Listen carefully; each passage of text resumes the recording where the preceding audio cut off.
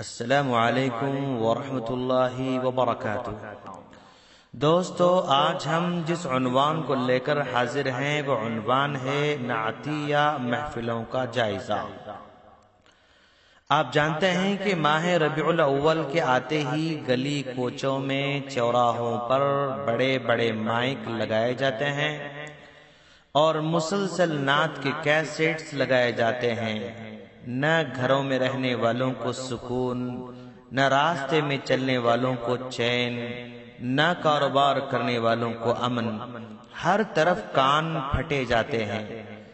نہ علماء کو اس بات کا شعور ہے، نہ بزرگوں کو اس کا خیال ہے کہ اس شور و شرابے سے ان کو کیا دینی فائدہ حاصل ہونے والا ہے اور کیا دنیاوی فائدہ انہیں ملنے والا ہے۔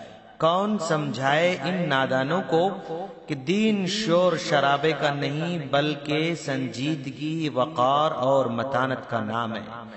جن طبیعتوں میں گانا بجانا رچ بس گیا ہے ان کو سنجیدگی و متانت بالکل پسند نہیں ہے۔ اب وہ گانوں کا سہارا تو نہیں لے سکتے، البتہ نعتوں اور قوالیوں کو گانوں کی سر میں ڈھال کر میوزک کو شامل کرتے ہوئے اپنے گانوں کی طلب کو تسکین پہنچاتے ہیں۔ دوستو، یقیناً اسلام میں حمد اور نعت کا تصور ہے۔ اللہ کی تعریف کو حمد کہتے ہیں اور نبی کی تعریف کو نعت کہتے ہیں۔ نبی کی ساری دعاؤں میں صرف اللہ تبارک و تعالیٰ کی حمد ہی حمد ہے، اور اللہ تبارک و تعالیٰ نے کئی مقامات پر نبی کی تعریف بیان کی ہے۔ اور جب کفار نے اپنے اشعار کے ذریعے نبی کریم صلی اللہ علیہ وسلم کی برائی کی تو صحابہ کرام نے اشعار میں ان کا منہ توڑ جواب دیا، خصوصاً حضرت حسان بن ثابت رضی اللہ تعالیٰ عنہ، کعب بن زہیر رضی اللہ تعالیٰ عنہ اور عبداللہ بن رواحہ رضی اللہ تعالیٰ عنہ نے نبی کا دفاع کرتے ہوئے نبی کی تعریف میں اشعار کہے۔ دور حاضر میں شیطان نے بہت ہی خوبصورت انداز میں انسان کو بہکانے کا سامان تیار کر رکھا ہے، اور وہ ہے نبی کے نام پر خلاف ورزیاں۔ حالانکہ پیارے نبی صلی اللہ علیہ وسلم نے تو فرمایا تھا، لا تطرونی کما اطرت النصارى عیسی ابن مریم فانما انا عبد اللہ ورسولہ۔ بخاری کی روایت ہے، حضرت عمر فاروق رضی اللہ تعالیٰ عنہ کہتے ہیں کہ اللہ کے رسول صلی اللہ علیہ وسلم نے فرمایا، لوگو تم میری ویسے تعریف نہ کرو جیسے نصارہ نے عیسیٰ ابن مریم کی تعریف کی تھی، بس میں اللہ کا بندہ اور اس کا رسول ہوں۔ نصارہ نے حضرت عیسیٰ علیہ السلام کو اللہ کا بیٹا قرار دیا، اور امت محمدیہ نے جناب محمد رسول اللہ صلی اللہ علیہ وسلم کو اللہ کے مقام پر کھڑا کیا۔ انہوں نے اللہ کو پہچانا نہیں ہے۔ وما قدر اللہ حق قدری، انہوں نے اللہ تبارک و تعالیٰ کی جیسے قدر کرنی چاہیے ویسے قدر نہ کی۔ ان نعت گو شعراء سے پوچھو، کیا کبھی اللہ کی تعریف میں کچھ اشعار کہے ہیں؟ ان پیشہ ور نعت خواں سے پوچھو، کیا کبھی کوئی حمد بھی زندگی میں پڑھی ہے، یا حمد پڑھ کر عوام سے واہ واہ حاصل کی ہے؟ ان سے پوچھو کہ نوٹوں کی گڈیاں حمد پر لٹائی جاتی ہیں یا نعتوں پر؟ ان سے پوچھو، کیا کبھی اللہ کی بڑائی بیان کرنے کے لیے محفلیں منعقد کی ہیں؟ ان سے پوچھو کہ انجمن فروغ نعت تو بنائی ہے، کیا انجمن فروغ حمد کا بھی کہیں وجود ہے؟ نعت خوانی کے مقابلے تو ہوتے ہیں، لیکن حمد خوانی کے مقابلے کیوں نہیں ہوتے؟ زندگی میں کبھی اللہ کی تعریف بھی کی ہے؟ ان ادیبوں کے دیوان اٹھا کر دیکھو، ڈھونڈتے رہ جاؤ گے لیکن کہیں حمد نظر نہیں آئے گی۔ سارے کے سارے شعراء کا حمدیہ کلام جمع کرو تو ایک دیوان بھی بڑی مشکل سے بن پاتا ہے، لیکن نعت کے دیوانوں کے انبار لگ جائیں گے۔ ہم یہ ہرگز نہیں کہتے کہ نعت نہ کہی جائے، بلکہ ہم یہ کہنا چاہتے ہیں کہ جس قدر نعت کہتے ہو اس سے بڑھ کر حمد بھی کہو، کیونکہ اللہ تبارک و تعالی سب سے زیادہ تعریف کا مستحق ہے، اس کے بعد ہی نبی کا مقام ہے۔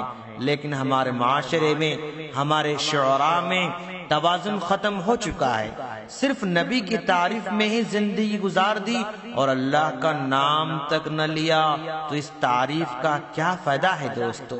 نعت کہی بھی جائے تو خالق و مخلوق کے حدود کو باقی رکھا جائے، دوسرے انبیاء کرام کے احترام کو بھی ملحوظ رکھا جائے۔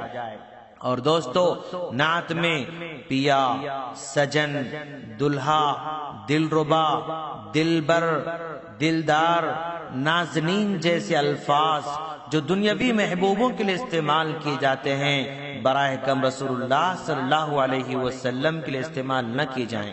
کیا کوئی اپنی ماں کی تعریف کرتے ہوئے دلربا، نازنین کے الفاظ کا استعمال کر سکتا ہے؟ کیا کوئی اپنے باپ کی تعریف کرتے ہوئے پیا اور سجن کے لفظ استعمال کر سکتا ہے؟ جو الفاظ اپنے ماں باپ اور بہنوں کے لیے زیب نہیں دیتے، وہ پیارے نبی صلی اللہ علیہ وسلم کے لیے کیوں کر زیب دے سکتے ہیں؟ آج کی نعتیں بالکل غزل کی شکل میں لکھی جا رہی ہیں، حالانکہ غزل اور نعت میں فرق رکھنا چاہیے۔ گفتار و کردار میں یکسانیت ضروری ہے، نعت میں شرکیہ یا کفریہ کلمات نہ ہوں اور نہ ہی اس میں بدعی عقائد اور نظریات کی ترجمانی ہو، پھر ساز باجے گاجے کے بغیر ہو، نیز کوئی امر شرع کے خلاف موجود نہ ہو تو درست ہو سکتا ہے۔ آج کل نعت کا موضوع صرف گنبد خضرا، مقبرے کی جالی، مدینے کا کتا، خاک پا، کالی کملی، چاند سا چہرہ، کالے بال، گھنی پلکیں کہ اسی ارد گرد گھومتے نظر آتے ہیں۔ کاش اس کے بجائے نبی کریم صلی اللہ علیہ وسلم کے اخلاق کریمانہ، نبی کی سخاوت، نبی کی عدالت، نبی کی نرم دلی، نبی کی احسان مندی، نبی کی شجاعت، نبی کی دعوتی سرگرمی، نبی کے معرکے، نبی کے غزوات، نبی کے فیصلے، نبی کی معافی کو مضامین بنائے جاتے تو کتنا اچھا ہوتا۔ دوستو، اس بات کو اچھی طرح ذہن میں رکھیں کہ ہم نعتوں کے مخالف نہیں ہیں، ہم ان نعتوں کے مخالف ہیں جن میں نبی کو محبوبہ کے روپ میں یا شرک و خرافات سے بھری ہوئی پیش کیا جاتا ہے، جو گانوں کے طرز پر ہوں، میوزک کی ملاوٹ ہو اور سٹیج پر خواتین کے ذریعے پڑھایا جاتا ہو۔ محافل اور کانفرنس میں نعت خواں اور مقررین حضرات کو معاوضہ دے کر نعت خوانی کے دوران ناظرین کا کرنسی نوٹوں کا لٹانا، ہاتھوں کو لہرانا، یہ ساری کی ساری چیزیں نبی کی محبت کے نام پر دھوکہ ہیں۔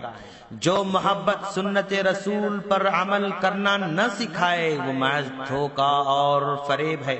جو محبت رسول اللہ صلی اللہ علیہ وسلم کی اطاعت اور پیروی نہ سکھائے یا اطاعت و پیروی کے آداب نہ سکھائے وہ محض دھوکہ، جھوٹ اور نفاق ہے۔